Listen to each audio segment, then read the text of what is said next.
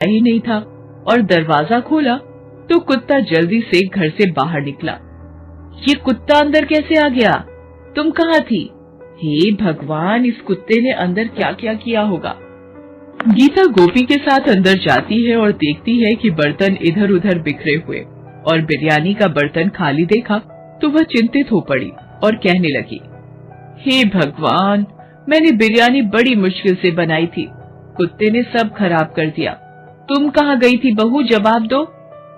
अरे सासू माँ, घर में पानी नहीं था, मैं पानी लाने गई थी, मुझे मालूम नहीं था कि ये हो जाएगा। जब वापस आई तो देखा कि कुत्ते ने सारी बिरयानी खराब कर दी थी। वो ये कहकर रोने धोने का नाटक करने लगी। कोई बात नहीं, चलो छोड़ो, अगली बार जब तुम बाहर जाओ तो दरवाजे पर ताला लगा कर जाना, समझी? गोपी ने इस बात के लिए अपनी सासू माँ से माफी मांगी। अभी तुम्हारे ससुर जी और गोपाल आने वाले हैं, चलो खाना पकाते हैं। उस दिन रात को जब सब लोग सो गए तो गोपी उठी और किचन में जाकर बाकी बची हुई बिरयानी खाने लगी। अचानक उसे हिचकी आने लगी। गोपी ने पानी पीने के लिए जैसे ही ग्लास उठाया, ग्लास जमीन पर गिर गई। उस आवाज को सुनकर गोपी की सासू माँ जाग गई और रसोई में पहुंची। तब गोपी के हाथ में बिरयानी देखकर आश्चर्यचकित हो गई। गोपी सोचने लगी, अब क्या करूं? पकड़ी गई और वो चिंतित हो गई। हे भगवान, अब मैं क्या करूं? सासू माँ सामने खड़ी हैं और मैंने यहाँ पर बिरयानी खा ली है। भगवान कुछ करो। गोपी, मुझे कुछ समझ नहीं आ रहा है कि ये क्या हो रहा है। मुझे सब सच सच बताओ, सब खाने का सामान कैसे गायब हो रहा है, बताओ। तब गोपी ने जो हुआ सब बताया।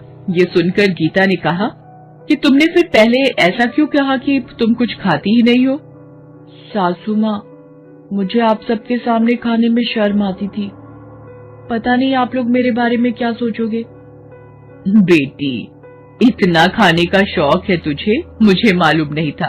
भगवान हमें बचाए, मुझे भी खाने का बड़ा शौक है। नहीं सासू माँ, आप तो चतुर हैं।